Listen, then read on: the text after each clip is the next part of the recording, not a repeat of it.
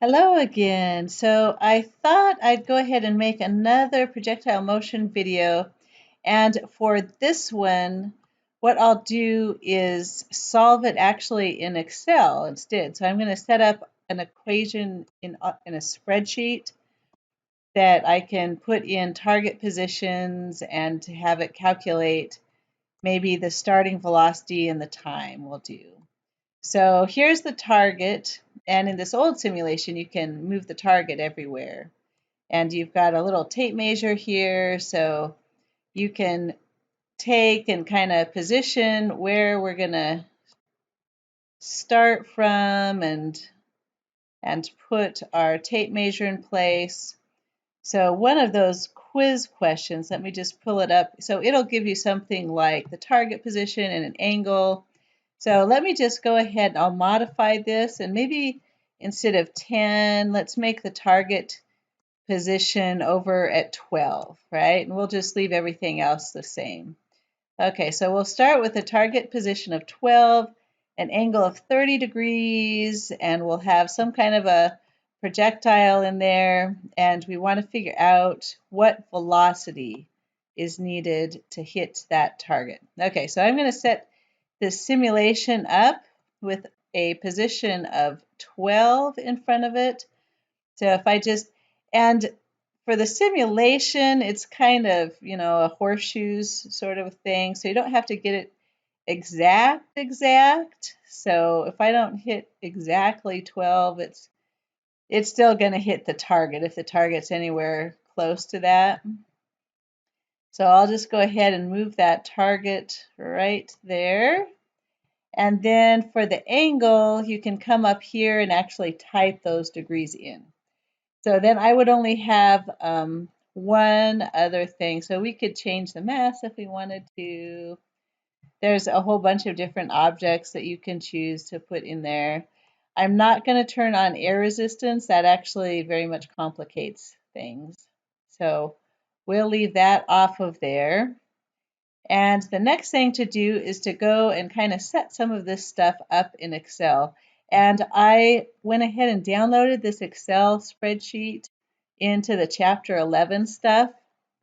So here we go. Here's our projectile motion equations. And what we're going to do is take our object, look at that starting velocity, split the starting velocity into x and y components. So it's very similar to splitting like a force into x and y components. We'll split velocity into x and y components. So x in this case would be the adjacent side, so that's v cosine theta, and y is the opposite side, so that's going to be v sine theta. And we're going to assume no air drag, which means in the x direction, there's no force in the x direction, so the velocity in the x direction is not going to change. So our position is just going to be vx times t. So no acceleration, and there's the x chunk of our velocity. In the y direction, we do have a force. We have gravitational acceleration going on. So in the y direction, we'll look at the initial y position, and then we have the velocity, the starting y velocity times time, and our 1/2 gt squared.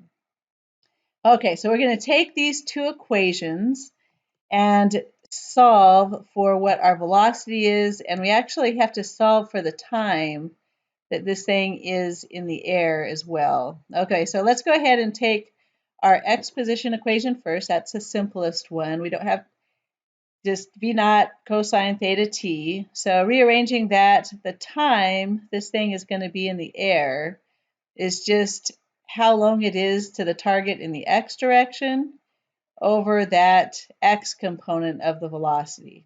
Okay, so here's our y equation. And what we can do is we can take this time and plug it into the y equation. So we have sine over cosine, that turns into tangent. Our v naughts cancel out. So this first term ended up being kind of nice that we just have x tangent theta. The next term, we're going to have that v naught squared, so it's a little bit we still have that squared in there. Okay, so what I'm going to do is just take this, and this is going to rearrange the whole thing so that we get V naught on one side. And because of that squared, you have a negative or a positive. But here is the equation that we need to plug in to get our starting velocity and the equation we need for our starting time. And what I want to do is take these two equations and actually type them into these yellow cells in Excel and set up this little spreadsheet so that I can put where my target is, where I'm launching from, so where I'm the launching position, and then I actually have this set up. So x equals vt. That x is actually the difference between the target and where you launch it from. So I kind of set that starting position as 0 for these equations, but it would be nice to set it up in Excel so that you could have a different starting position and a different target position and put just where it starts and where it ends, both of those in, and then it'll calculate x off of here. Okay, so let's go ahead. Let me zoom in here so that you can see what's happening, hopefully. You can zoom in by just holding the control key down and then using the roller button on your mouse. Okay, so where it launches from, to start out with, I'm going to go ahead and put my launch position as just 0. And then let's see, what scenario? We were going to do a scenario with an angle of 30 degrees and the target over at 12 and just ground to ground. So our elevation is not going to change from start to finish. Okay, so here's our 30 degrees. Excel does like to use radians, so I have a little converter function in here to get that over to radians. And then we decided we're going to try out a target position of 12 and 0. So it's just going to go over and hit the ground 12 in front of it. And to do that, we're going to need to figure out what that starting velocity is. So I'm going to go ahead and write this great big equation in here where I will reference all of this information up above. Okay, so, and this is kind of a long equation to write in, so you might want to do it in parts, like numerator and denominator or something. So bear with me here as I type this in. So I'll start with the numerator. So equals square root, and it'll help you kind of fill in some of these functions. I'm even going to put gravity in here so that I could change that to 32.2 or something if needed. Okay, so there's my gravity, and then I'm going to do my x up here, and secant, and there's my theta is up here. Make sure you grab radians because Excel does like radians. Okay, so that's everything on the numerator. And dividing out, here's square root of 2. And I guess we could just put all of this under the square root sign. So we have negative y plus x tangent.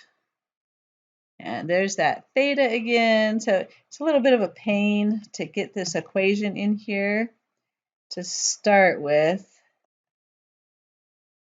Okay, so that's all under the square root sign, and that's all the denominator. I probably didn't need that many parentheses, but okay.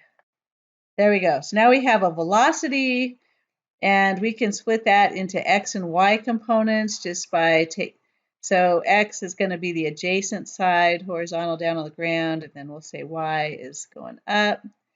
And might as well, let's go ahead and put the time to hit the target too. So we have our x divided by, and this is going to be just the x component of my velocity, so I'll just grab that cell. So there's the time that it will be in the air. And then at the end, you can even go ahead and check your answer. So if I have v naught t, that's my x position, and then my y position, there's my vt minus 1/2 gt squared. So y goes up and back down to the ground. Okay, in the final test, I can take this velocity and plug it into my simulation, wherever that went, and see. So 11.6566, let's find that simulation and type it in. So initial speed, 11.66. So we'll go ahead and fire. Yay! Okay, now I can do a happy dance. So yeah, the point of this Excel file is that now, let's say, oh, maybe I want to change my angle to like 45 degrees, and I want to get the new angle on here. So I can come back to my Excel spreadsheet and I can say, actually, let's do this at 45 degrees instead. And so there's my radians are updated. And if I come down here, I actually need a smaller velocity. So 45 degrees would be better. So I can come back and say, okay, 10.85. So let's try that out on my simulation. So here we go, 10.85. And let's try this one more time. Fire. Woohoo! Okay, so the Excel spreadsheet seems to be working. It's a little bit of a pain to set up at the start, but once it is set up, you can change your target position, change angles, change the launch position, and it'll go ahead and calculate. It'll crank through all of this stuff for you. You just have to kind of get that set up to begin with. So hopefully that'll be another way that you can tackle this. And we'll go ahead at the very end of the semester, we'll do a projectile motion project. And this will be similar to some of the calculations that we'll be using in there too. Okay, hope that was helpful.